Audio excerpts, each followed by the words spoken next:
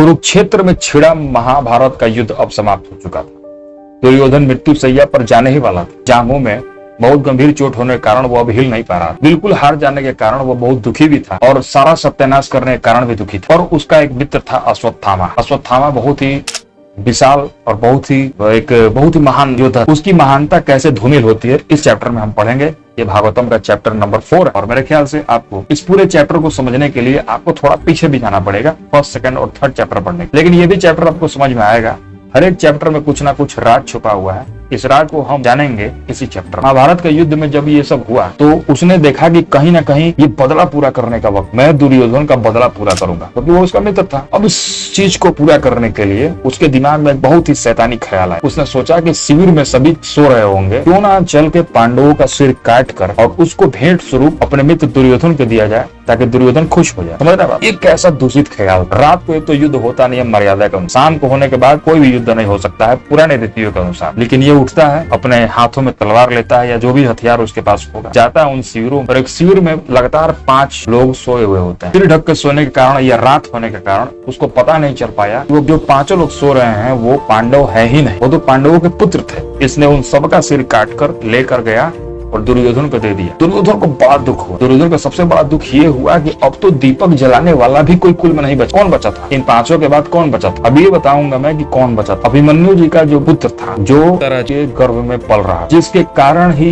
ये संभव हो पाया कि भागवत पुराण की कहानी आप सुन पा रहे हैं। क्योंकि उस जो बालक का नाम है, उसका नाम राजा परीक्षित था। यही परीक्षित जी थे, मुझे माफ कीजिएगा, यही परीक्षित जी दिवस में मरने का श्राप मिल गया तक्षक नागे काटने की वजह से, जिसके वजह से वो सुखदेव गोस्वामी के पास पहुंचे और जहां उनको ये कथा सुनाई दी। तो ये चीजें थी। तो जब वो दुर्योधन के पास लेकर उस 5 सिर को लेकर जाता है, दुर्योधन बहुत ही हाय में चला जाता है कि तुमने तो मेरे घर का पूरा कुल ही नाश कर दिया, अब तो कोई दीपक जलाने वाला ही नहीं बचा।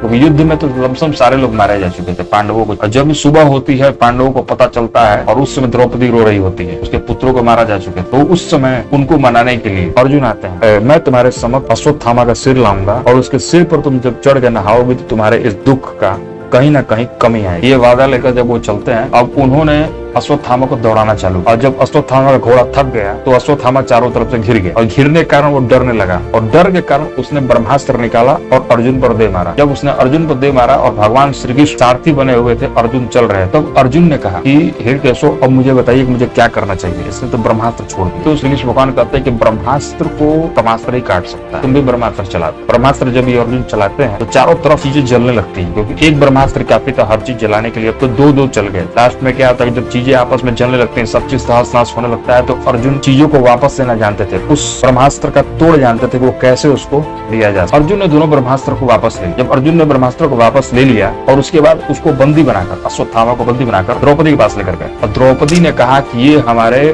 गुरु पुत्र हैं, क्योंकि गुरु द्रोणाचार्य जो थे वो अर्जुन के गुरु, इस प्रकार ये भी हमारे गुरु हुए, तो इनको मारने से हमको बहुत पाप लगे। और जो कृपि है, कृपि मतलब कि जो गुरु द्रोण की पत्नी थी, अश्वत्थामा की माता, इसीलिए उन्होंने वो सती नहीं हुई, क्योंकि गुरु द्रोण के मर जाने के बाद कृपि को उनके जगह पर सती होना पड़ता। लेकिन इसी लालच में, इसी प्रेम में कि मेरा अभी ये पुत्र जिंदा है, वो सती नहीं हुई। तो इसलिए अर्जुन से वो कहते हैं कि इनको छोड़ दीजिए, क्योंकि इनको मारने से हमको ब्रह्म हत्या का पाप लगे। इसके पक्ष में बहुत लोग थे, युधिष्ठिर इसके पक्ष में थे, क्योंकि वो धर्म के अवतार थे, वो गलत कह ही नहीं सकते। आंखें लाल लाल थी भीम की, वो तो उनको मारना चाहते थे। अर्जुन ने इस बात का अनुमोदन किया और कहा कि जो हुआ सो हुआ, अब तो इसको जाने दीजिए। उसको छोड़ दिया गया रहता है, लेकिन इसको ऐसे नहीं छोड़ा जा सकता, क्योंकि वचन दे चुके थे उनको। तब भगवान श्री कृष्ण ने उनसे कहा कि एक महान योद्धा के लिए उसकी जो बेइज्जती है वो उसकी मृत्यु के समान है। इस प्रकार का जब उसके साथ होगा तो उसके लिए मृत्यु के समान हो। भगवान श्री कृष्ण ने क्या किया कि जो मणि थी अश्वत्थामा के सिर पर, एक मणि, उस अश्वत्थामा के मणि को उन्होंने खींच लिया। अब वो शक्तिहीन हो चुका था, इज्जतहीन तो पहले ही अपनी इज्जत गवा चुका, अब वो शक्तिहीन भी हो चुका था। और भगवान ने उसको साथ दे दिया, तुम अजर अमर रहोगे जब तक ये सृष्टि रहेगी, और तब तक ये जो तुम्हारा घाव है, जो सिर का घाव जिस मणि निकालने की वजह से हुआ है, तब तक ये रिश्ता रहेगा और तुम्हें ये दर्द और पेन देता रहेगा, दुख देता रहेगा। अब इसके बाद अश्वत्थामा वहां से चलता है, और जब अश्वत्थामा वहां से चलता है तो ये सभी लोग, अब अश्वत्थामा चला जाता है वहां से। अश्वत्थामा चला जाने के बाद ये लोग, जो जितने भी मृतक लोग हैं, सबको ये लोग तिलांजलि देते हैं। और उसी समय एक बहुत ही जोर से चीखती हुई आवाज कहीं से आती है, उत्तरा। आप करना पाते उत्तरा। उत्तरा जो होती है वो अभिमन्यु की पत्नी होती है। उनके गर्भ में ही राजा परीक्षित पल रहे होता है। उधर से आती है कि हे प्रभु मेरी रक्षा कीजिए, एक बहुत ही आग्नेय बाण मतलब चलता हुआ बाण मेरे गर्भ की तरफ आ रहा है, वो उसको पूरी तरह से भस्म कर देगा। श्री भगवान जानते थे कि अश्वत्थामा ने दोबारा ब्रह्मास्त्र का भेदन कर दिया है, उसको दोबारा छोड़ दिया है। अब उनके पास बहुत समय कम था, क्योंकि अर्जुन जब तक ब्रह्मास्त्र लगाते तब तक उसको बाण लग जाती और उत्तरा नहीं रह पाते, चली जाती। अब भगवान श्री कृष्ण ने कहा कि ठीक है, मैं ही तुम्हारी हेल्प कर देता हूँ।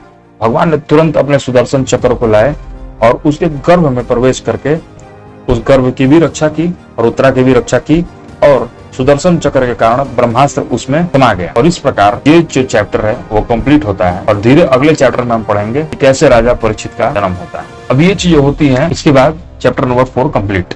मेरे ख्याल से अगर आपको ये चैप्टर पसंद आया होगा तो चैनल को सब्सक्राइब कीजिएगा